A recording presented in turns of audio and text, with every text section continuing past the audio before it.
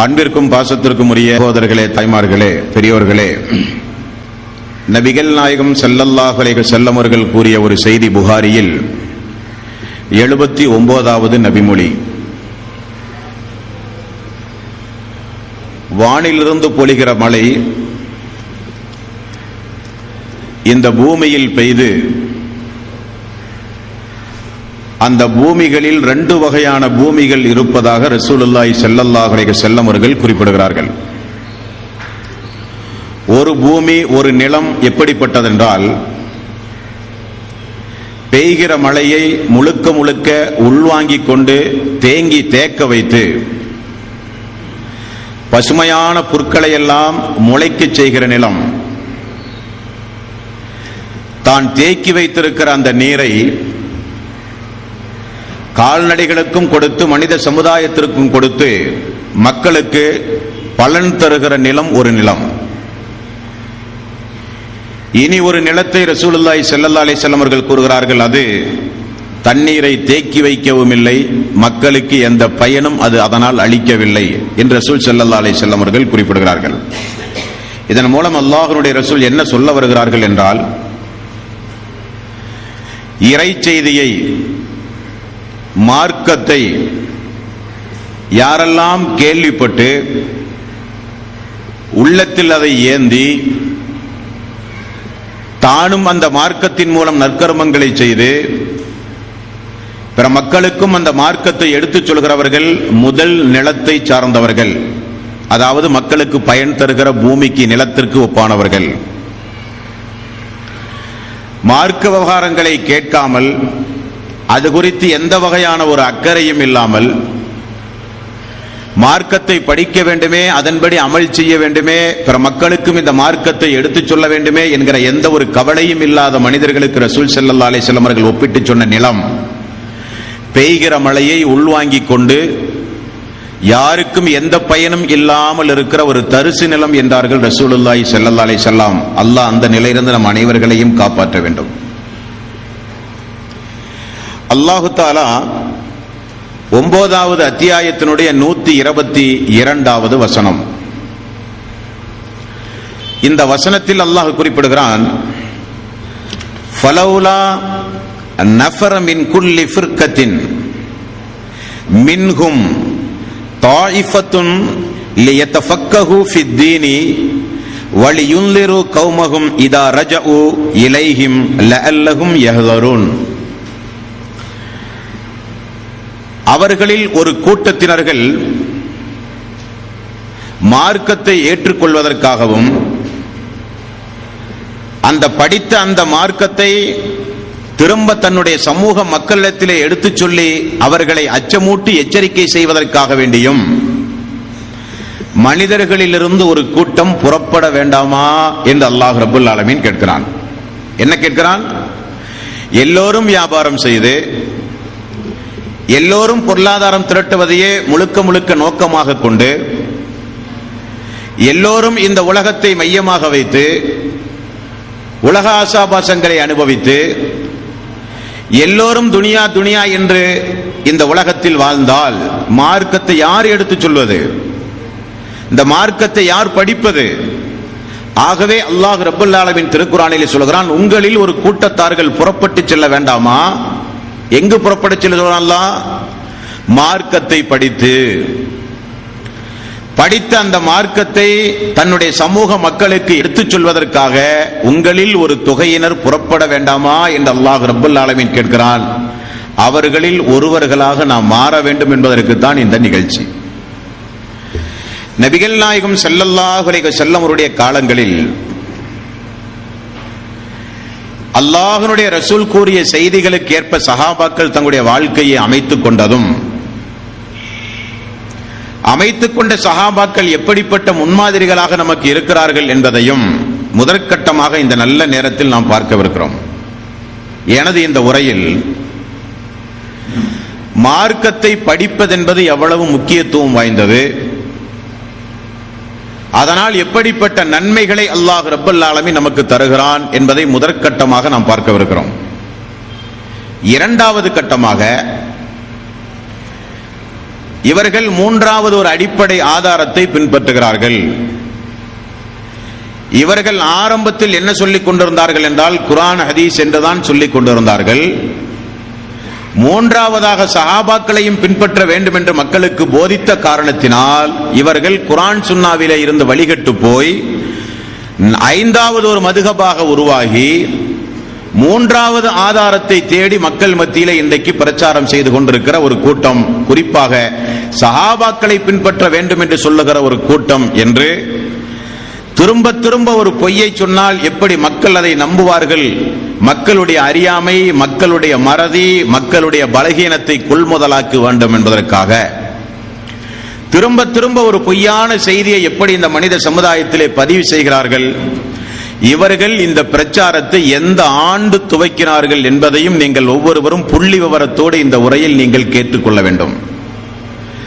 அடுத்தது, சஹாபாக்களை எள்ளி நகையாடுகிற ஒரு மனப்பாங்கு சமீபத்தில் உருவாகி வருகிறது. அவர்களை காட்டிலும் எங்களுக்கு நிறைய நபிமொழிகள் தெரியும். சஹாபாக்கள் என்றால் யார்? தமத்து ஹஜ் என்கிற ஹஜ்ஜை கூட தெரியாதவர்கள். நாமெல்லாம் கூட அப்படிப்பட்ட காரியங்களை செய்ய மாட்டோம். ஆனால் அப்படிப்பட்ட காரியங்களை அவர்கள் செய்திருக்கிறார்கள். வெட்டுக்குத்துகளுக்கெல்லாம் ஆளாகி இருக்கிறார்கள்.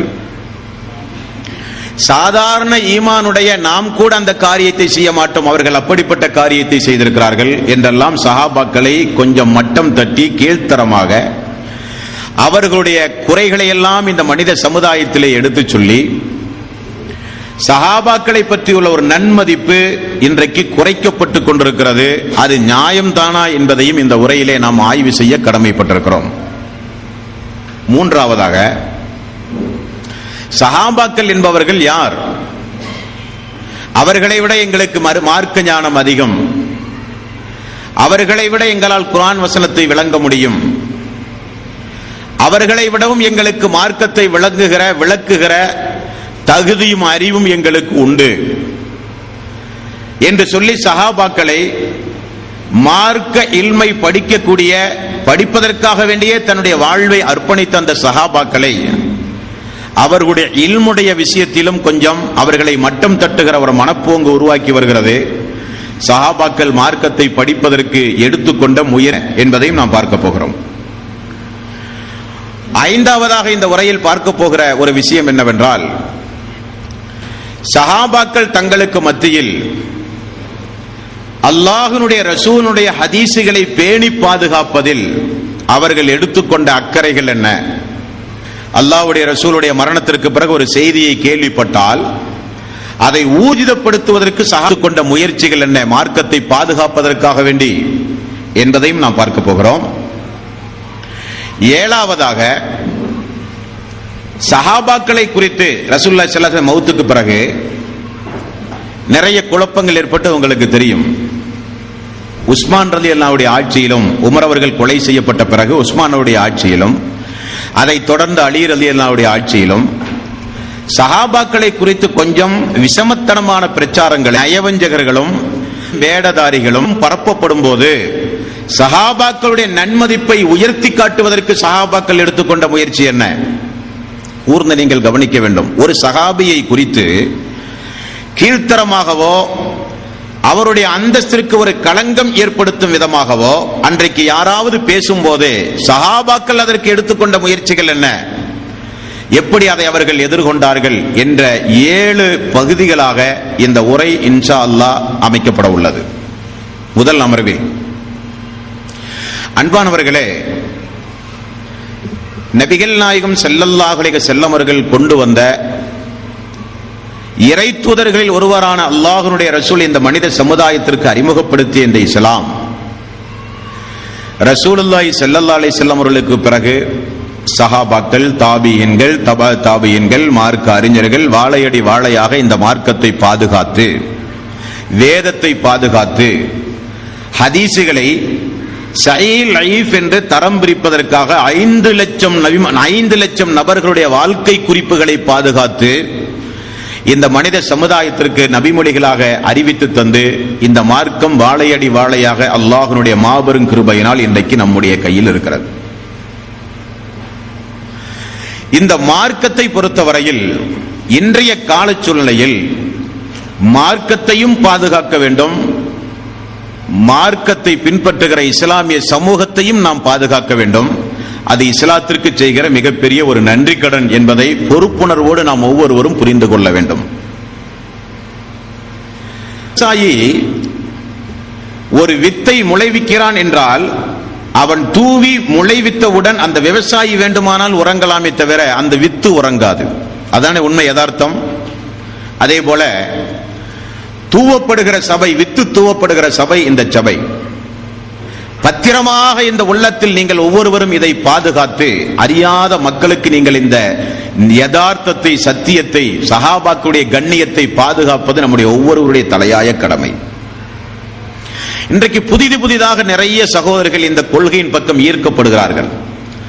அவர்களுக்கெல்லாம் பழைய நிலைப்பாடுகள் என்னுடைய பொறுப்பாளிகள் என்ன சொல்கிறார்களோ அதை கீழ்மட்ட தொண்டர்கள் வரை ஏன், எதற்கு, எப்பொழுது அப்படி ஒரு சம்பவம் நடந்தது, யார் சொன்னார்கள் என்றெல்லாம் சிந்திக்காமல் அவர்களும் அப்படிப்பட்ட பிரச்சாரங்களிலே ஈடுபடுகிற காரணத்தினால் ஒரு பொய் திரும்ப திரும்ப சொல்லப்பட்டு பாவப்பட்ட மக்களுடைய உள்ளங்களில் எல்லாம் ஒரு விகாரமான ஒரு தோட்டத்தை உண்டாக்கி இன்றைக்கு இவர்கள் சஹாபாக்களை பின்பற்றுகிற கூட்டம் என்கிற ஒரு விஷமத்தனமான பிரச்சாரத்திற்கு பலிகேடாயிருக்கிறார்கள். அதில் ஒரு வேதனை நம்மோடு இருக்கிற நிறைய சகோதரர்களுக்கு அதனுடைய யதார்த்தம் என்ன என்றும் கூட தெரியாது. அப்ப இதையெல்லாம் புரிந்து கொள்கிற மிக முக்கியமான ஒரு சபையாகவே மொபைல் போன்களை கொஞ்சம் செயலிழக்க செய்து கையில் இருக்கிற பேடுகளை சொல்லப்படுகிற ஆண்டு, சொல்லப்படுகிற மாதம், எந்த இதழ், எந்த பக்கம் என்பதையெல்லாம் குறிப்பெடுத்துக் கொண்டு நீங்கள் ஒவ்வொருவரும் இந்த களப்பணியை தீவிரமாக இந்த மனித சமுதாயத்திலே ஆற்ற வேண்டும். இந்த சபை எப்படிப்பட்ட சபை? அனிபா அவர்கள் குறிப்பிடும் போது சொன்னார்கள், வந்திருக்கிற மக்கள் பாக்கியவான்கள், வராத மக்கள் அதற்குரிய பாக்கியத்தை இழந்தவர்கள் என்றுதான் சொல்ல வேண்டும். அதுதான் யதார்த்த சத்தியமும் கூட. நசஈ என்கிற நபிமொழி தொகுப்பில் 158வது நபிமொழி, இப்னு மாஜா என்கிற நபிமொழி தொகுப்பில் 471வது நபிமொழி. சௌபான் பின் அஸ்ஸான் ரலியல்லாஹு அன்ஹு, சௌபான் ரலியல்லாஹு அன்ஹு அப்படி எழுதினால் போதும். சௌபான் ரலியல்லாஹு அன்ஹு அவர்களை நீண்ட ஒரு பயணம் செய்து ஒரு தோழர், ஒரு தாபிஈ அவரை போய் சந்திக்கிறார்.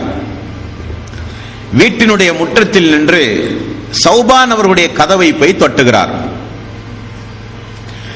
சௌபான் ரலியல்லாஹு அன்ஹு அவர்கள் திறந்து பார்த்து கேட்கிறார், எதற்காக வேண்டி உங்களுடைய பயணம், என்ன நோக்கம் என்று கேட்கிறார். அந்த தோழர் சொல்லுகிறார், சௌபான் அவர்களே, அல்லாஹ்வினுடைய மார்க்கம் குறித்து மார்க்க விளக்கம் கேட்டு உங்களிடத்தில் நான் பயணமாகி வந்திருக்கிறேன் என்று சொல்லுகிறார். சௌபான் ரலியல்லாஹு அன்ஹு அவர்கள் சொன்ன அந்த நற்செய்தியை பாருங்கள். நீங்கள் மார்க்க விளக்கம் கேட்பதுதான் உங்களுடைய இந்த பயணத்தினுடைய தலையாய நோக்கமாக இருந்தால், வானவர்கள் தங்களுடைய இறக்கைகளை தாழ்த்தி உங்களுக்காக வேண்டி உங்களை வரவேற்கிறார்கள் என்று நபிகள் நாயகம் ஸல்லல்லாஹு அலைஹி வஸல்லம் அவர்கள் சொன்ன ஒரு செய்தியை எடுத்து சொல்லிவிட்டு அவருக்கு மார்க்க விளக்கம் அளித்தார்கள் என்கிற செய்தி நஸஈ என்கிற நபிமொழி தொகுப்பில் 158, இப்னு மாஜா என்கிற நபிமொழி தொகுப்பில் 471. வானவர்கள் தங்களுடைய இறக்கைகளை தாழ்த்தி வாழ்த்து சொல்லப்பட்டு நாம் எல்லாம் இங்கே அமர்ந்து கொண்டிருக்கிறோம். அதான யதார்த்தம். இங்கே நாம் ஒன்று கூடி இருக்கிற நோக்கம் என்ன? ஒரு நேரம் போகவோ, ஒரு பொழுதுபோக்கு நிகழ்ச்சியோ, எத்தனையோ சொற்பொழிவு நிகழ்ச்சிகளிலே பங்கெடுக்கிறோம், அது போன்றது ஒரு நிகழ்ச்சி அல்ல. இது ஒரு சத்தியத்தை தெரிந்து கொள்ள வேண்டும். அந்த தெரிந்து கொண்ட சத்தியத்தை பிற மக்களுக்கு எடுத்துச் சொல்ல வேண்டும் என்பதற்காக வேண்டி மட்டுமே பயணப்பட்டு வந்து அமர்ந்து கொண்டிருக்கிற ஒரு பயணம்தான் இந்த பயணம். முழுக்க முழுக்க நம்முடைய இஹ்லாஸ் சரியாக இருக்குமேயானால் அல்லாஹ்வினுடைய மறுமை நாளில் அவனுடைய நீதிமன்றத்தில் இதனுடைய பலனை நிச்சயமாக நாம் பார்க்க போகிறோம். உன்னுடைய வாழ்நாளை எதற்காக வேண்டி நீ செலவழித்தாய் என்று சொல்லும் போது பதில் சொல்வதற்கு ஒரு நாளும் ஒரு சந்தர்ப்பமும் நம்முடைய வாழ்வில் அல்லாஹ் இந்த நல்ல நாளை அமைத்து தந்திருக்கிறான். ரசூலுல்லாஹி ஸல்லல்லாஹு அலைஹி வஸல்லம் அவர்கள் சொன்னார்கள், மார்க்க ஞானம் என்பது தானாக வராது. புகாரியில் கல்வியினுடைய பாடத்தில் 10வது பாடத்தில் நீங்கள் பார்க்கலாம். கல்வியினுடைய 10வது பாடத்தில் நபிகள் நாயகம் ஸல்லல்லாஹு அலைஹி வஸல்லம் அவர்கள் சொன்னார்கள், மார்க்க ஞானம் என்பது நீங்கள் படிக்க படிக்கத்தான் உங்களுக்கு உண்டாகும் என்றார்கள். மார்க்க ஞானம் தானாக வராது, எந்த ஒன்றும் தானாக வராது. மார்க்க ஞானம் என்பது நீங்கள் கற்றுக்கொள்வதன் மூலம்தான் அந்த இல்ம் உங்களுக்கு கிடைக்கும் என்று அல்லாஹ்வுடைய ரசூல் குறிப்பிடுகிறார்கள். புகாரியில் 67வது ஒரு நபிமொழியை பாருங்கள்.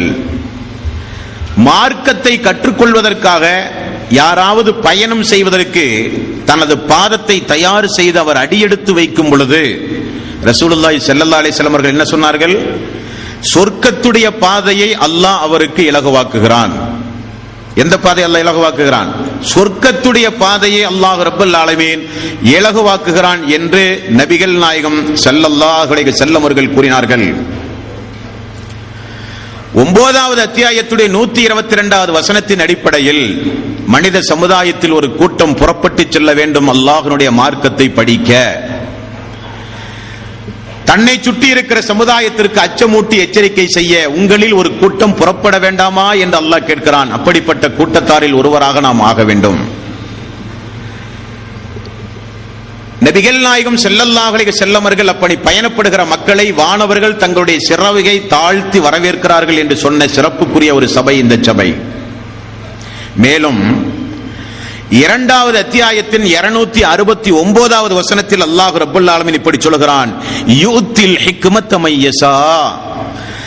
அல்லாஹ் நாடியோருக்கு மட்டும்தான் கல்வி ஞானத்தை வழங்குகிறான், எல்லோருக்கும் அல்லாஹ் கொடுக்க மாட்டானாம்.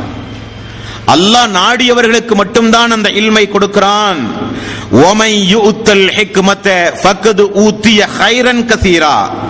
ஞானம் வழங்கப்பட்டவர்களுக்கு ஏராளமான நன்மைகளில் அவர்களை அடைவார்கள். சொஞ்ச நெஞ்ச நன்மை அல்ல, ஏராளமான நன்மைகளை அந்த மார்க்கத்தை அறிகிற மக்கள் அடைவார்கள். ஒமா யذكரு இல்லா உலுல் அல்பாப். அறிவுடையோரை தவிர யாரும் இதை சிந்திக்க மாட்டார்கள். எவ்வளவு அழகான ஒரு வார்த்தை அல்லாஹ் ரப்பல் ஆலமீன் சொல்கிறான். 2வது அத்தியாயத்துடைய 269வது வசனம், நாடியவர்களுக்கு நான் இல்மை கொடுக்கிறேன், நான் நாடிய அந்த மக்கள் ஏராளமான நன்மைகளை பெறுவார்கள். அறிவுடைய மக்களை தவிர வேறு யாரும் சிந்திக்கவே மாட்டார்கள், சிந்திக்க முடியாது என்று அல்லாஹ் சொல்கிறான். 58வது அத்தியாயத்தின் 11வது வசனத்தில் அல்லாஹ் ரப்பல் ஆலமீன் குறிப்பிடுகிறான், அல்லதீன ஆமனு மின்கும் வல்லதீன ஊத்துல் இல்ம தரஜாத்தின் வல்லாஹு பிமா தஅமலூன ஹபீர். உங்களில் நம்பிக்கை கொண்டோருக்கும் கல்வி வழங்கப்பட்ட மக்களுக்கும் அல்லாஹ் பல தகுதிகளை கொண்டு உயர்த்துவான். நீங்கள் செய்வதை அல்லாஹ் நன்கறிந்தவன். நம்பிக்கை கொண்ட மக்களையும் மார்க்க ஞானம் உள்ள மக்களையும் இந்த மனித சமுதாயத்தில் அல்லாஹ் பல தகுதிகளை கொண்டு அந்தஸ்துகளை கொண்டு கண்ணியத்தோடு அல்லாஹ் வாழ வைப்பான் என்றும் அல்லாஹ் ரப்பல் ஆலமீன் திருக்குர்ஆனிலே கூறுகிற ஒரு சபை இந்த சபை. புகாரியில் 3116வது நபிமொழி. புகாரியில் அல்லாஹ் தஆலா இந்த மனித சமுதாயத்திற்கு நிறைய நன்மைகளை வழங்குகிறான். புகாரியில் 3116வது நபிமொழி. அல்லாஹ் ஒரு அடியானுக்கு நன்மை செய்ய நாடினால், நல்ல ஒரு வார்த்தையை பாருங்கள், அல்லாஹ் எனக்கோ உங்களுக்கோ அவன் நாடியவர்களுக்கு யாருக்காவது நலம் செய்ய நன்மையை செய்ய அல்லாஹ் முடிவு செய்து விட்டால் அல்லாஹ் முதலில் என்ன செய்வானாம்? அந்த மனிதர்களை மார்க்க ஞானமுடையவர்களாக அல்லாஹ் மாற்றுவான். மடமையிலிருந்து, அறியாமையிலிருந்து, இருள்களிலே இருந்து அந்த மக்களை வெளிச்சத்தின்பால் கொண்டு வந்து இல்மகளை அந்த மக்களுக்கு கொடுப்பதன் மூலம் ஏராளமான நன்மைகளை அல்லாஹ் வழங்குவது மட்டுமல்ல, பதவிகளையும் அந்தஸ்துகளையும் கண்ணியத்தையும் அல்லாஹ் அந்த மக்களுக்கு வழங்குவான் என்று சொன்னதைப் போல ரசூலுல்லாஹி ஸல்லல்லாஹு அலைஹி வஸல்லம் அவர்கள் சொன்னார்கள், அல்லாஹ் நன்மையை கொடுக்க வேண்டும் என்று நாடினால், அல்லாஹ் ஒரு அடியானுக்கு நன்மை செய்ய வேண்டும் என்று அல்லாஹ் முடிவு செய்தால் அவனை மார்க்க விஷயத்தில் அல்லாஹ் ரப்பல் ஆலமீன் சிறப்புக்குரிய மனிதராக அல்லாஹ் அவரை மாற்றுவான் என்றும் ரசூலுல்லாஹி ஸல்லல்லாஹு அலைஹி வஸல்லம் அவர்கள் கூறினார்கள். அந்த அடிப்படையில் இந்த மனித சமுதாயத்தில் 700 கோடி மக்கள் இருப்பதாக சொல்கிறார்கள். அல்லாஹு தஆலா நம்மை, நான் மேற்சொன்ன இதுவரை சொன்ன அந்த சிறப்புக்கு உரியவர்களாக அல்லாஹ் நம்மை தேர்வு செய்ததே மிகப்பெரிய ஒரு பாக்கியம். அப்படித்தானே? அது மிகப்பெரிய ஒரு பாக்கியம். ரசூலுல்லாஹி ஸல்லல்லாஹு அலைஹி வஸல்லம் ஒரு முன்னறிவிப்பு உண்டு. நம்ம எல்லாம் நம்பி அல்லாஹ்வுடைய ரசூல் செய்த ஒரு முன்னறிவிப்பு. புகாரியில் 7311வது நபிமொழி, 71வது நபிமொழி, 2 நபிமொழிகளிலும் நீங்கள் பார்க்கலாம். 71வது நபிமொழி, 7311வது நபிமொழி. ரசூலுல்லாஹி ஸல்லல்லாஹு அலைஹி வஸல்லம் அவர்கள் சொன்னார்கள், ஒரு கூட்டம் அல்லாஹ்வுடைய கட்டளையை நிறைவேற்றி பேணுவதில் அவர்கள் நிலைத்தே நிற்பார்கள். ஒரு கூட்டம் அல்லாஹ்வுடைய தீனில் நிலைத்து நிற்பார்கள், அல்லாஹ்வுடைய மார்க்கத்தில் ஹராம் ஹலால்களை பேணி. அடுத்த நபிமொழியில் அல்லாஹ்வுடைய ரசூல் சொல்கிறார்கள், உண்மைக்கு ஆதரவான ஒரு கூட்டம் கியாம நாள் வரை இந்த துனியாவில் இருந்து கொண்டே இருக்கும். உண்மைக்கு ஆதரவான ஒரு கூட்டம், தௌஹீதை எடுத்துச் சொல்கிற ஒரு கூட்டம், சத்தியத்தையும் அசத்தியத்தையும் வேறுபடுத்தி மக்களுக்கு விளக்குகிற ஒரு கூட்டம். அந்த கூட்டம் 1 வருடமோ 5 வருடமோ 10 வருடமோ உழைக்கிற கூட்டம் அல்ல, அது கியாம நாள் வரை இந்த உலகத்தில் இருந்து கொண்டே இருக்கும். என்றால் என்ன அர்த்தம்? கியாம நாள் வரை வேதத்தை நான் பாதுகாப்பேன் என்று அல்லாஹ் உத்தரவாதம் எடுத்தானா இல்லையா? இறை நிராகரிப்பாளர்கள் யுல்ஹிரஹு அலத்தீனி குல்லிஹி வலவ் கரிஹல் முஸ்ரிகூன், இறை நிராகரிப்பாளர்கள் வெறுத்தாலும் தனது மார்க்கத்தை அல்லாஹ் நிலைபெறுத்தியே தீருவேன் என்று அல்லாஹ் சொன்னானே, அதற்காக வேண்டியும், வேதத்தை பாதுகாப்பேன் என்று சொன்னானே, அதற்காக வேண்டியும், இஸ்லாத்தை நான் நீங்கள் செய்யாவிட்டால் இனி ஒரு சமுதாயத்தை கொண்டு வந்து இந்த மார்க்கத்தை நிலைநாட்டுவேன் என்று சொன்னானே, அதற்காக வேண்டியும் அல்லாஹ் ஒரு கூட்டத்தை கியாம நாள் வரை வைத்திருப்பான் என்றும் நபிகள் நாயகம் ஸல்லல்லாஹு அலைஹி வஸல்லம் அவர்கள் சொன்னார்கள். அப்படிப்பட்ட சிறப்பு அம்சங்களை நாம் வாய்ப்பு கிடைக்கிற பொழுதெல்லாம் பயன்படுத்த வேண்டும். வேறு வேறு ஏதாவது ஒரு நிகழ்ச்சி, ஊர் சுற்றுகிற பயணமோ திருமண நிகழ்ச்சியோ வேறு வேறு வைபவங்களோ இருந்தால், காலை 10 மணி என்றால் 8 மணிக்கே செல்லுகிறவர்கள் நாம் எல்லாம். மார்க்கத்தை படிக்கிற விஷயம் என்று வரும் பொழுது சைத்தான் நம்மை விடமாட்டான். அதுதான் யதார்த்த சத்தியம். காரணம், அங்கு சென்று அந்த சபையில் அமர்ந்து அவனுடைய ஈமான் புதுப்பிக்கப்பட்டால், அங்கு சென்று அவன் அமர்ந்து அவனுடைய தக்குவா அதிகரித்தால், அங்கு சென்று அவன் அமர்ந்து அல்லாஹ் அவனுள் ஒருவனாக அல்லாஹ் ஒரு மனிதனை தேர்வு செய்து இந்த மார்க்க வளர்ச்சிக்கு அவனை கொண்டு அல்லாஹ் வேகமாக அல்லாஹ் செயல்படுத்தினால் அவன் சொர்க்கம் சென்று விடுவான், பாவங்கள் மன்னிக்கப்படும், மலக்குமார்கள் நெருக்கமாகி விடுவார்கள். ஆகவே சைத்தான் விடமாட்டான். அதையெல்லாம் தாண்டி போராட்டங்களுக்கு மத்தியில் நன்மையை மட்டுமே எதிர்பார்த்து அல்லாஹ்வுடைய மாபெரும் கிருபையினால் இந்த சபையிலே ஒன்று கூடியிருக்கிறோம். ஆகவே ஆரம்பத்தில் நான் சொன்னதைப் போல நமக்குரிய பொறுப்புகளை முதலில் நாம் புரிந்து கொள்ள வேண்டும். மிகப்பெரிய ஒரு பொறுப்பு சுமத்தப்பட்டவர்கள் நாம். என்ன பொறுப்பு? அரஃபா பேரூரில் ரசூல் ஸல்லல்லாஹு அலைஹி வஸல்லம் அவர்கள் சொன்ன பொறுப்பு, எனக்கு பிறகு இந்த மார்க்கத்தை பிற மக்களுக்கு நீங்கள் தான் எடுத்துச் சொல்ல வேண்டும்.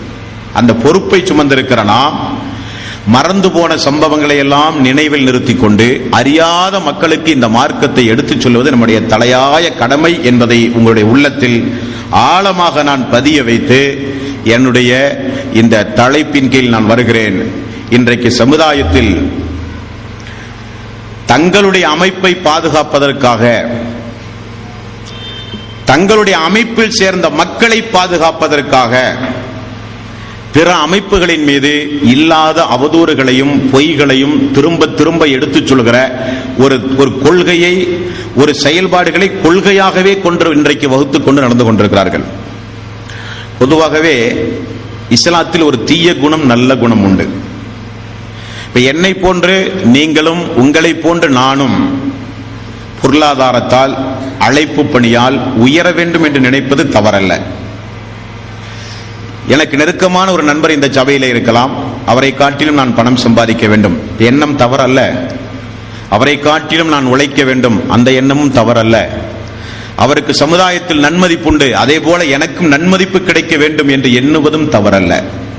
எப்பொழுது தவறாகும் என்று தெரியுமா?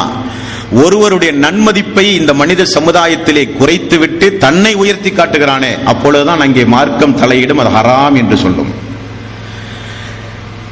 நானும் பணம் சம்பாதிக்க வேண்டும், நானும் பொருளாதாரத்தில் உயர வேண்டும் என்று நினைப்பது தவறல்ல.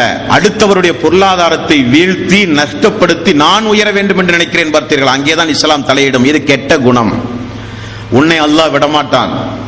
பிறரை குறைத்து மதிப்பிட்டு பிறரை விமர்சனம் செய்து இல்லாத பொல்லாத அவதூறுகளை எல்லாம் எடுத்து தன்னுடைய அமைப்பை வளர்த்துவதற்கு முயற்சி செய்தால், ஒன்று அல்லாஹுவை மறந்து செய்கிற காரியம் அல்லாஹ் பார்த்துக் கொள்வான். அமைப்புகள் அதிகமாவதில் தவறில்லை என்று எல்லோரும் நினைக்கிறார்கள். நினைப்பை நான் குறைத்து மதிப்பிடவில்லை. அவரவர்களுடைய அமைப்புகளுடைய செயல்பாடுகளை அதிகப்படுத்தி அதை மக்களிடத்திலே எடுத்துச் சொல்லி அதற்கு ஆள் பிடிக்கலாம். அந்த எண்ணம் யாரும் தவறு என்று சொல்ல மாட்டார்கள்.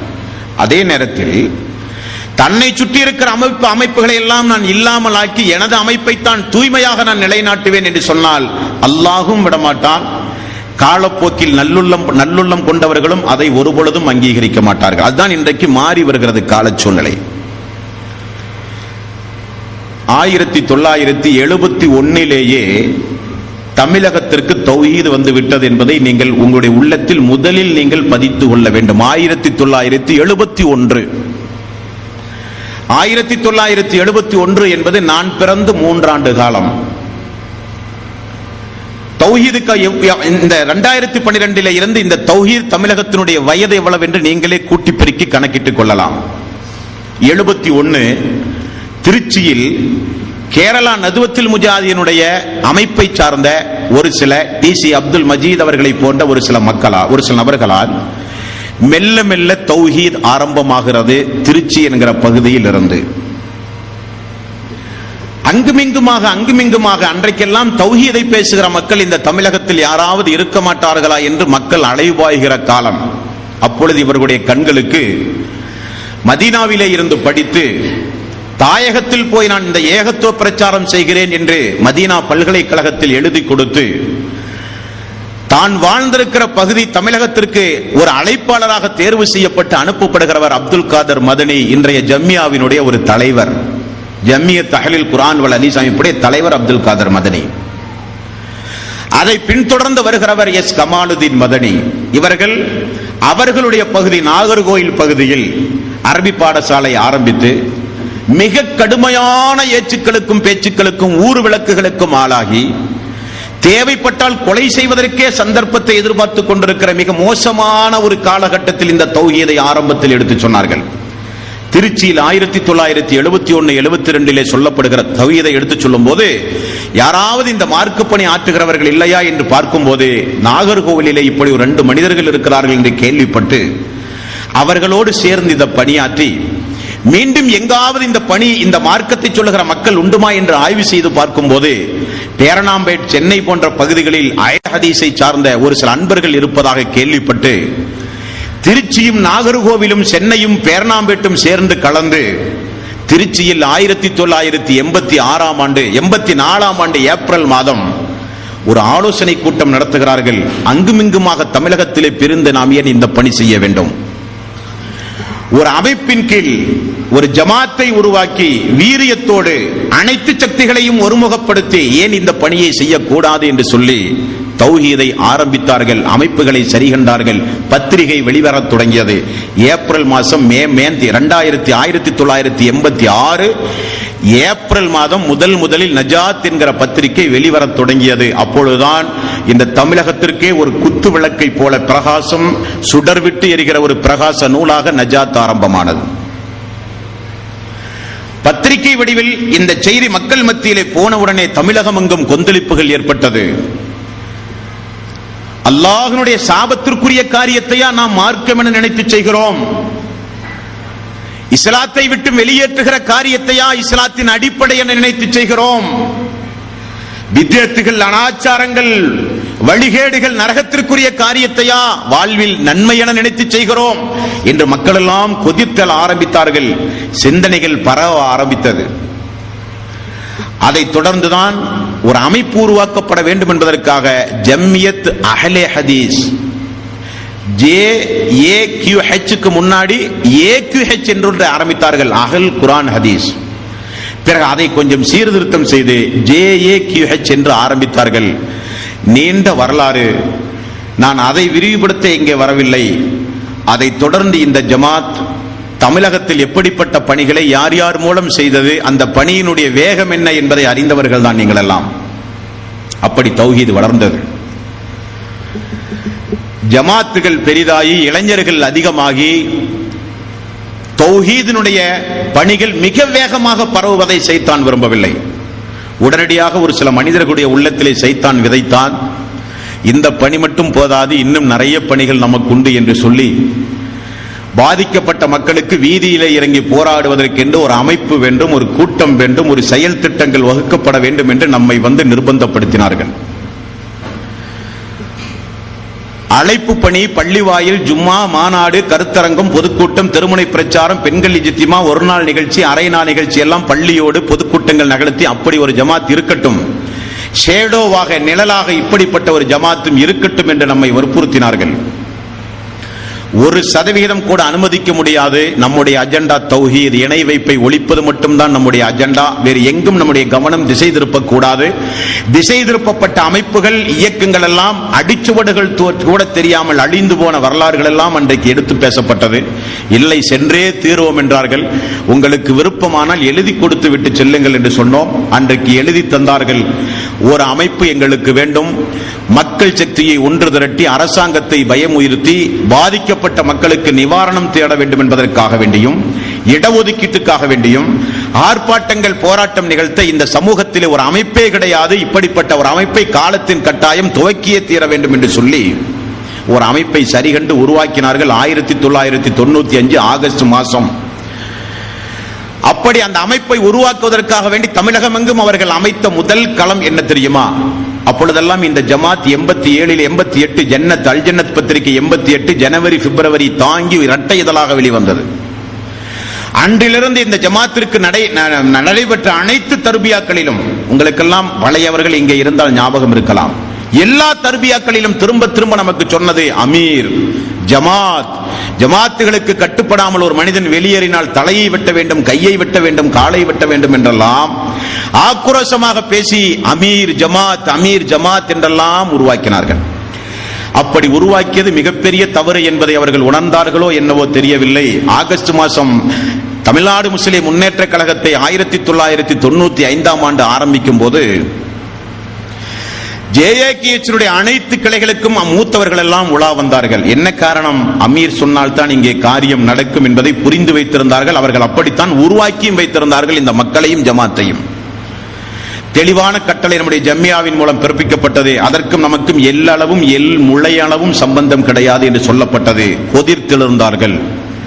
நாம் உருவாக்கிய ஜமாத், மேடை தோறும் பேசி நாம் உருவாக்கி வளர்த்து கொண்ட ஜமாத், நம் மூலம் பள்ளி வாயில்கள் கட்டப்பட்ட ஜமாத், அந்த பள்ளி வாயில்களில் நமக்கு நம்முடைய கொள்கை பிரகடனத்தை செய்வதற்கு வாய்ப்பளிக்கப்படும் என நினைத்தால் நம்மை புறந்தள்ளி விட்டார்கள் என்று சொல்லி, இனி உங்களையும் சேர்த்து விட மாட்டோம், உங்களுடைய அமைப்பையும் சேர்த்து அளிப்போம் என்று சொல்லி வீராவசனம் பேசி 1995 வெளியேறினார்கள். இருந்தாலும் ஒரு சில நல்லுள்ளம் படைத்தவர்கள் எல்லாம் 2000 வரை நம்மோடு தொடர்ந்து இஸ்லாமிய பிரச்சாரம் செய்தார்கள். நான் ஏன் 2000 என்று சொல்லுகிறேன் என்றால், அனைத்து தௌஹீத் ஜமாத்தினுடைய கூட்டமைப்பு மதுரையிலே 2 நாள் தொடர்ந்து மாநாடு நடத்தப்பட்டது. உண்டுமா இல்லையா? அனைத்து தௌஹீத் ஜமாத் கூட்டமைப்பு மாநாடு.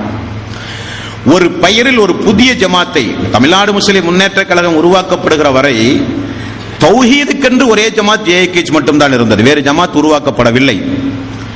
அந்த அனைத்து தமிழ்நாடு முஸ்லிம் முன்னேற்ற கழக ஜமாத் அமைப்பினுடைய முக்கியஸ்தர்கள் கூட என்ன சொன்னார்கள் என்றால், தாவாவுக்கென்று, அழைப்பு பணிக்கென்று, இணை வைத்தலை ஒழிக்கிற பணி என்று நமக்கு ஒரு அமைப்பு தேவையில்லை, அது ஜேஏகேஎச் இருந்து விட்டு போகட்டும் என்றுதான் சொன்னார்கள். ஆனால் காலப்போக்கில் அவர்களுடைய அந்த சமூக பணியினுடைய துண்டு பிரசுரங்கள், ஜும்மா அறிவிப்புகள், மேடைகளிலே அவர்கள் தங்களுடைய கருத்துக்களை சொல்ல வேண்டும் என நினைத்தும் நாம் இடம் கொடுக்காத காரணத்தினால் ஆத்திரப்பட்டார்கள். திரும்ப அவர்கள் என்ன செயல் திட்டங்களை வகுத்தார்கள் என்றால், தமிழ் ஜேஏகேஎச்சிலே உறுப்பினர் என்கிற ஒரு அந்தஸ்து துவக்கப்பட வேண்டும். கிளை, மாவட்டம், மாநிலம் என்கிற உறுப்பினர் வாரியான உறுப்பினர் படிவங்கள் கொடுக்கப்பட்டு சேர்க்கை நடைபெற வேண்டும். இல்லாவிட்டால் நாங்களும் தௌஹீதுக்காக வேண்டிய ஒரு அமைப்பை உருவாக்குவோம் என்று சொல்லி ஒரு போலிவாதங்களை முன்வைத்து காலத்தையும் தேதியையும் தீர்மானித்து ஒரு திணித்தல் என்று, மறைமுகமான ஒரு திட்டமிடுகிற ஒரு திணித்தல் என்று சொல்ல வேண்டும், அதையும் செய்து பார்த்தார்கள், தோல்வி அடைந்தார்கள். அமைப்பை உருவாக்கினார்கள், அனைத்து தௌஹீத் ஜமாத் கூட்டமைப்பு என்று 2000 உருவாக்கிய உடனே அவர்கள் முதலில் நான் ஆரம்பத்தில் ஒன்றை சொன்னேனே, அமைப்புகள் உருவாவதில் தவறில்லை. உருவாகிறவர்கள், உருவாக்குகிறவர்கள் தங்களுடைய செயல் திட்டங்களை வீரியத்தோடு செய்து சமுதாயத்தில் எடுத்துச் சொல்லி மக்களை அதன் பக்கம் ஈர்க்கலாம், அதில் தவறில்லை. ஆனால் இவர்கள் உருவாக்கியது எதற்கு என்றால், ஜம்மியத் அஹ்லுல் குர்ஆன் வல் ஹதீஸை அடிச்சுவடு கூட தெரியாமல் அழித்தே தீருவோம் என்று சபதம் எடுத்து துவைக்கினார்கள். அதுதான் தவறான நோக்கம், அல்லாஹ்வை மறந்து பேசுகிற நோக்கம். அதை தொடங்கும் போது அவர்கள் செய்த முதற்கட்ட நிகழ்ச்சி மறந்திருப்பீர்கள், ஞாபகப்படுத்துகிறேன். முதலில் அவர்கள் ஏகத்துவத்தை பின்பற்றி ஒரு கூட்டமைப்போடு வாழ்ந்து கொண்டிருக்கிற இந்த தம் ஜம்மியத் தஹ்லீல் குர்ஆன் வல் ஹதீஸ் என்கிற அமைப்பை கலைப்பதற்கு அவர்கள் எடுத்துக்கொண்ட முதல் முயற்சி என்னங்க? அல் முபீன் என்கிற ஒரு பத்திரிகையில் அமீர் என்கிற ஒரு புத்தகத்தை எழுதினார்கள். முழுக்க அமீர் ஒரு ஆய்வு. அந்த புத்தகமே வேறு எந்த தலைப்பும் கிடையாது.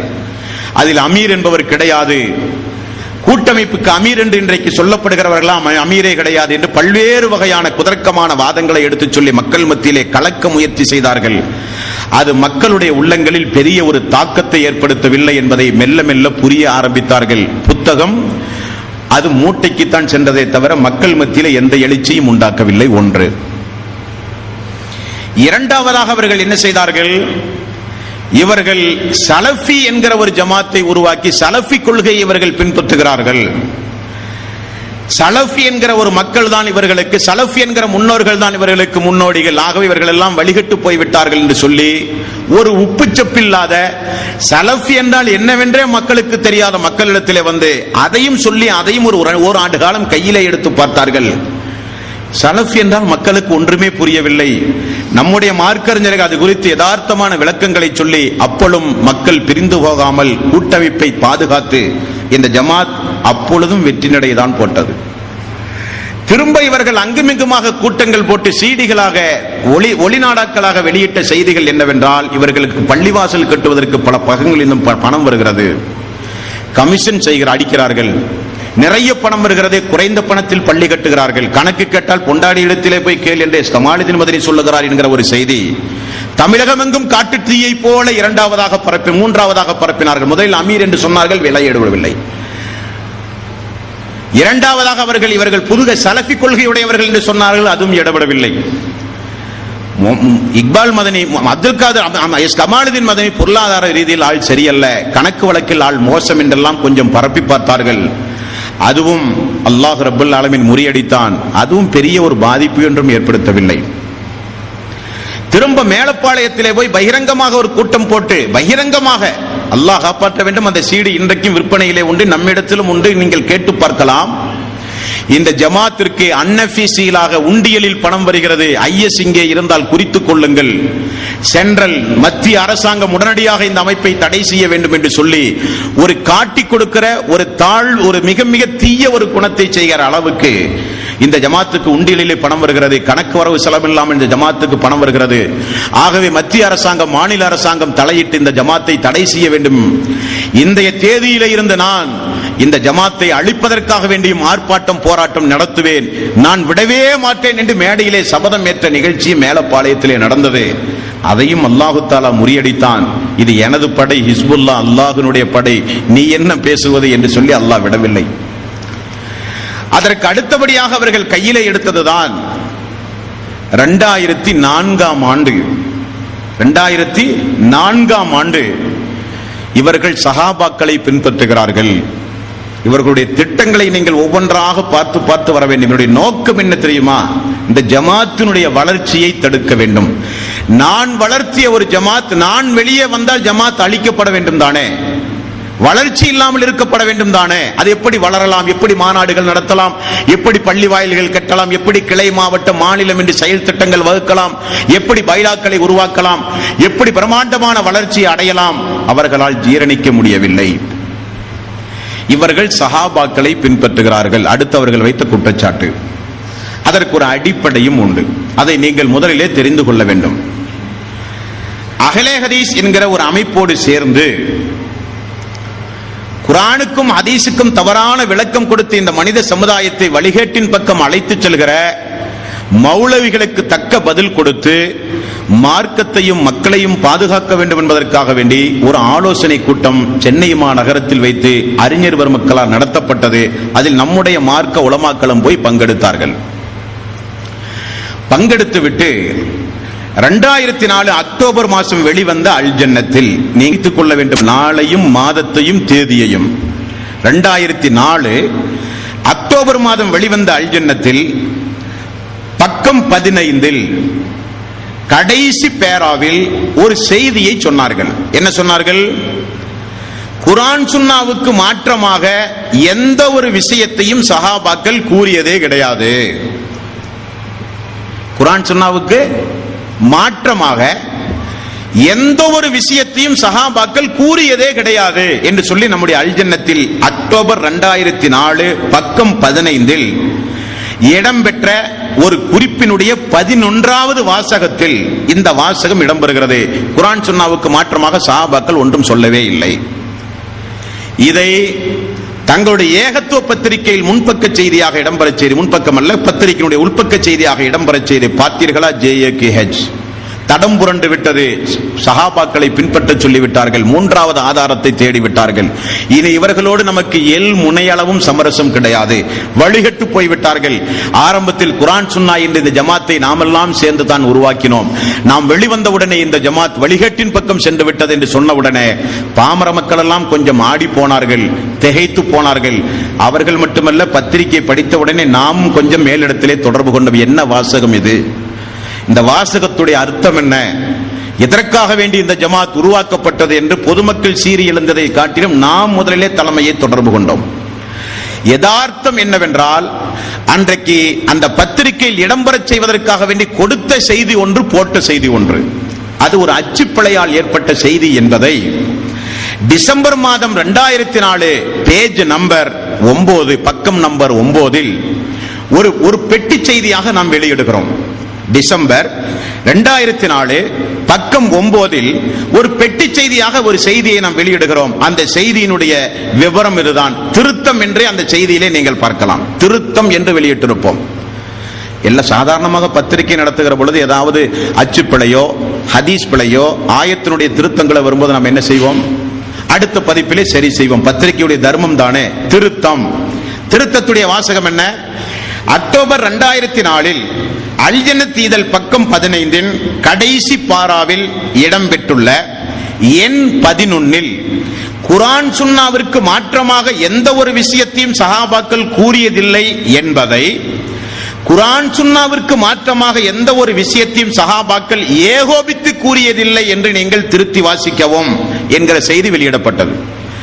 குர்ஆன் சுன்னாவுக்கு மாற்றமாக எந்த சஹாபாக்களும் சொன்னதில்லை என்பதற்கும், குர்ஆன் சுன்னாவிற்கு மாற்றமாக எந்த சஹாபாக்களும் ஏகோபித்து என்றால் கூட்டமாக ஒரு ஜமாத்தாக எந்த சஹாபாக்களும் குர்ஆன் சுன்னாவுக்கு மாற்றமாக சொல்லவில்லை என்பதை திருத்தி வாசிக்கவும் என்கிற ஒரு செய்தி நாம் திருத்தமாகவே வெளியிட்டோம். அதை தொடர்ந்து ஜனவரி மாதம் 2005 பேஜ் நம்பர் 42 43 இந்த திருத்தமே போதுமானது. நான் என்ன சொல்ல வருகிறேன் என்றால், இந்த திருத்தமே போதுமானது. குர்ஆன் சுன்னாவுக்கு மாற்றமாக ஒட்டுமொத்த சஹாபாக்களும் ஏகோபித்து முடிவெடுத்து எந்த கருத்தையும் சொன்னதில்லை. அதுதான் கியாமத் நாள் வரை இல்லை. காரணம், அப்படிப்பட்ட சம்பவமே கிடையாது. ஒரு சில சஹாபாக்களுக்கு மார்க்க விளக்கம் செய்தி கிடைக்காத காரணத்தினால் ஒரு சில சஹாபாக்கள் செயல்பட்டுள்ளார்கள். அதனுடைய நீண்ட விளக்கம் சகோதரர் இஸ்மாயில் சலஃபி அவர்கள் உங்களுக்கு விளக்குவார். திருத்தம் வெளியிடப்பட்டது, அதோடு பிரச்சனை முடிந்தது. இருந்தாலும் தொடர்ந்து இவர்கள் திருத்தத்தை கவனிக்காமலேயே மக்கள் மத்தியில் அந்த அக்டோபர் இதழுடைய செய்திகளையே பெரிது பிடித்த ஆரம்பித்தார்கள். அந்த செய்தி மக்கள் மத்தியிலே மீண்டும் தலை தூக்க ஆரம்பித்தது. திருத்தம் வெளியிடப்பட காரணம், நம்முடைய ஜமாத்தை பொறுத்தவரை ஜன்னத்தை நம்முடைய உறுப்பினர்களே சரியா படிக்க மாட்டாங்க. அதான் ஒரு வேதனை. போகட்டும். ஜனவரி 2005 பேஜ் நம்பர் 42 43 ஜனவரி 2005 பேஜ் நம்பர் 43 44 குறுக்கு விசாரணை என்கிற ஒரு பகுதியில் நபித்தோழர் இன்றி நபி வழியா என்கிற தலைப்பிட்டு ஒரு குறுக்கு விசாரணை. அதில் KM இக்பால் சக்கராப்பள்ளி என்கிற பகுதியை சார்ந்த ஒரு அன்பர் ஒரு குறுக்கு விசாரணை பகுதிக்கு ஒரு செய்தியை எடுகிறார். அல் ஜன்னத் என்பது குர்ஆன் சுன்னாவை மட்டுமே மக்களுக்கு போதிக்கிற ஒரு இதழ் என்று நினைத்து நான் படித்து வருகிறேன். சமீபத்தில் அக்டோபர் என்கிற அந்த மாத இதழில் அவரும் அந்த திருத்தத்தை படிக்காமல் அந்த கேள்வியை கேட்கிறார். அக்டோபர் இதழில் குர்ஆன் சுன்னாவுக்கு மாற்றமாக சஹாபாக்கள் ஒன்றுமே குறிப்பிடவில்லை என்றும், 3வது ஒரு ஆதாரத்தை சமீபத்தில் மக்கள் மத்தியிலே நீங்கள் நிலைநாட்ட முயற்சி செய்வதாகவும் நான் அறிகிறேன். ஆகவே இதனுடைய யதார்த்தம் என்ன? இது அல் ஜன்னத்திற்கு ஏற்படுகிற மிகப்பெரிய ஒரு இழுக்காக நான் கருதுகிறேன் என்று சொல்லி ஒரு கேள்வியை கேட்கிறார். பதில் திருத்தத்தை விட கொஞ்சம் கூடுதலாக ஒரு பதில். குர்ஆன் மற்றும் சுன்னா ஆகிய 2 மட்டுமே இஸ்லாத்தின் மூல ஆதாரங்கள் என்பதில் இன்றும் உறுதியுடன் இருந்து வருகிறோம். இன்ஷா அல்லாஹ் இறுதி வரை இந்த உறுதியுடனே இருப்போம். நம்முடைய ஆதாரம் என்ன? குர்ஆன், ஹதீஸ்.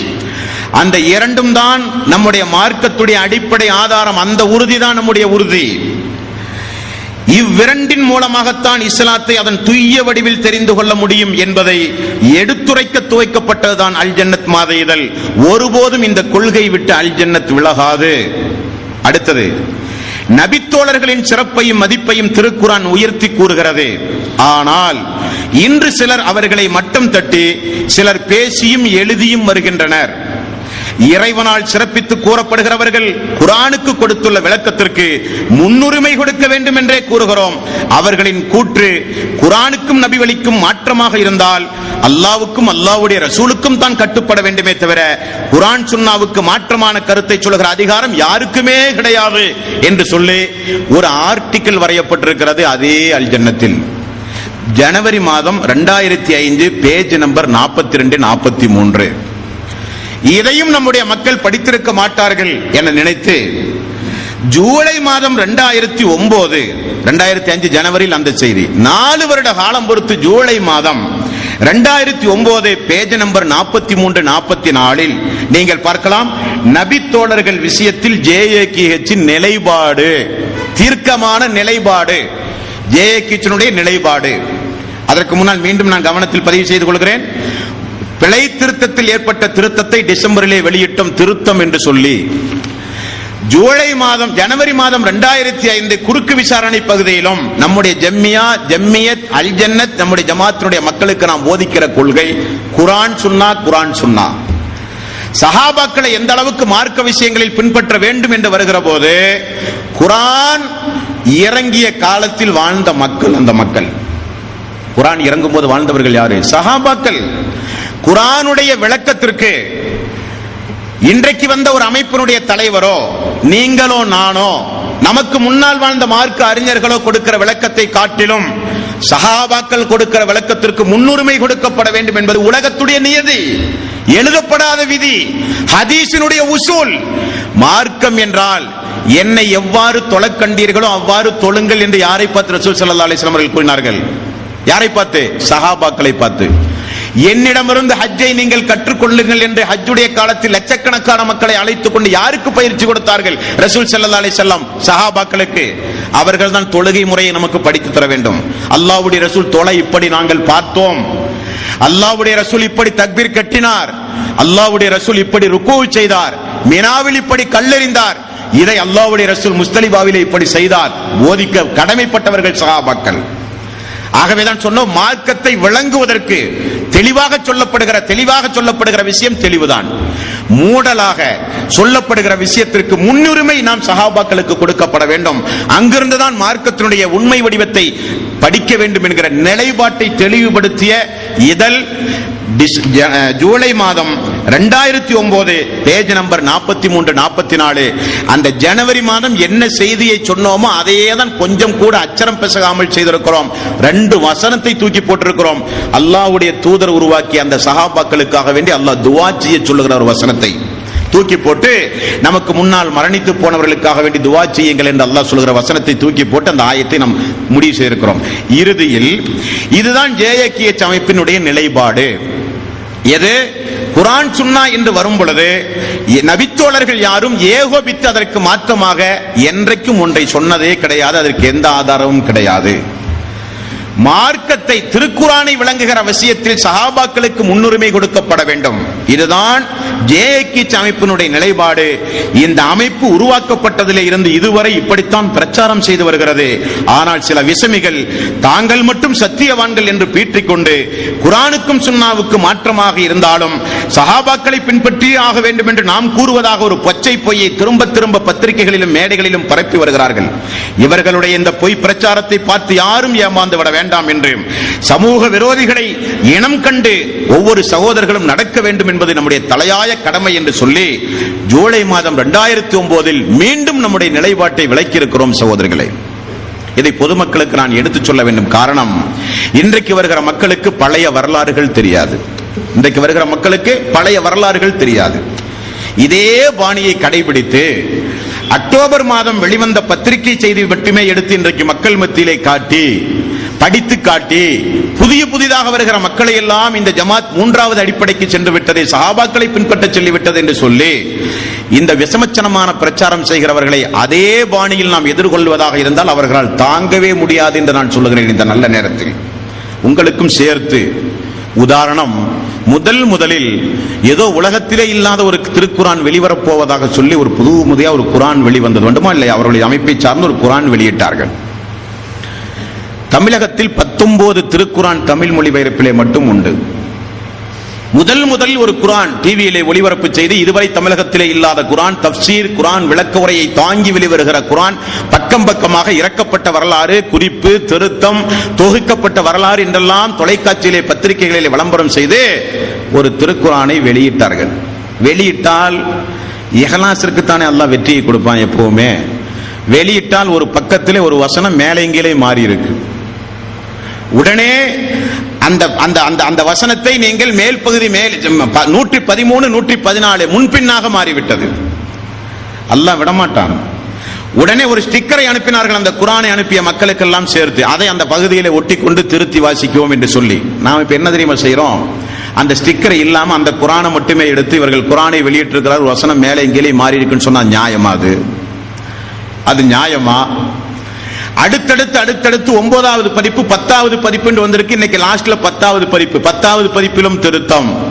இந்த திருத்தத்தோடு வாசிக்கும் என்று இணையதளத்திலே தனியாக போட்டு ஒவ்வொரு பதிப்பிலும் திருத்தம் என்று சொல்லி வெளியிடுகிறார்களே, இவர்களுடைய குரானை நீங்கள் வாசிக்க வேண்டிய அவசியமே கிடையாது. இந்த குரான் மக்கள் மத்தியிலே இருந்து துடைத்தெறிக்கப்பட வேண்டிய குரான், இந்த குரான் கையாடல் செய்யப்பட்ட குரான் என்று சொல்லி நாமும் பேசி அந்த குரானை மக்கள் மத்தியிலே காண்பித்து படிக்க முடியாமல் நம்மாலும் ஆக்க முடியுமா? முடியாதா? அவர்கள் அல்ஜன்னத்தை செய்த அதே பாணியில் திருத்தம் வந்து விட்டது என்று சொன்னால் பத்திரிகையினுடைய தர்மம், மனிதன் தவறு செய்வான் என்று சொல்லி திருத்தம் வந்த பிறகு நிலையை மாற்றிக்கொள்ள வேண்டும். அதுதானே யதார்த்த சத்தியம்.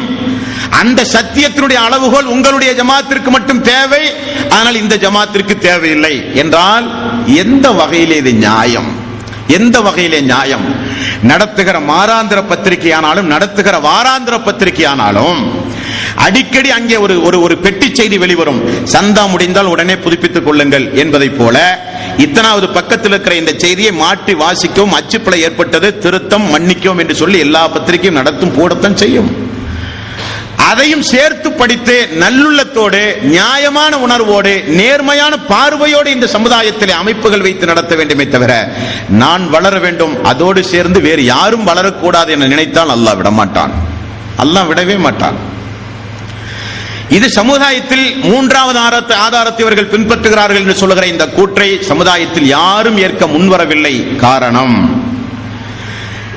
நம்முடைய தாயிகளும் நம்முடைய சக்திகளுக்கு உட்பட்டு எல்லா இடங்களிலும் போய் இது அவர்கள் தங்களுடைய அமைப்பிலே இருக்கிற மக்களை பாதுகாக்க. காரணம் என்னவென்றால் மக்கள் கேட்க ஆரம்பித்தார்கள், நீங்கள் என்ன சொல்லி இந்த ஜமாத்தை, தமிழ்நாடு முஸ்லிம் முன்னேற்ற கழகத்தை நீங்கள் உருவாக்கினீர்கள்? தௌஹீதை எடுத்துச் சொல்வதற்கு ஒரு அமைப்பு நமக்கு அது போதும் என்று சொல்லித்தானே நீங்கள் உருவாக்கினீர்கள். பிறகு ஏன் அனைத்து சௌஹீத் ஜமாத் கூட்டமைப்பு என்று சொல்லி அதில் ஏன் தௌஹீது பணி செய்கிறீர்கள்? அதற்கெதற்கு வசூல், அதற்கெதற்கு பத்திரிகை, அதற்கெதற்கு ஒரு ஜமாத், அதற்கெதற்கு ஒரு தலைவர், அதற்கெதற்கு ஒரு செயற்குழு, பொதுக்குழு என்று மக்கள் பேச ஆரம்பித்தார்கள். நாங்க போலான்னு பார்த்தோம், ஆனா அவங்க 3வது ஆதாரத்துக்கு போயிட்டாங்க. இப்படி மக்களை தக்க வைத்துக் கொள்வதற்காக மக்கள் இந்த தௌஹீது பணியை இன்னும் தொடர்ந்து இந்த ஜமாத்தில் சேர்ந்து செயல்படாமல் இருக்க வேண்டும் என்பதற்காக திட்டம் தீட்டி செய்த ஒரு சூழ்ச்சி தான் அந்த சூழ்ச்சியை தவிர அல்லாஹுவை மறந்து விட்டார்கள். அல்லாஹ் என்ன சொல்கிறான்?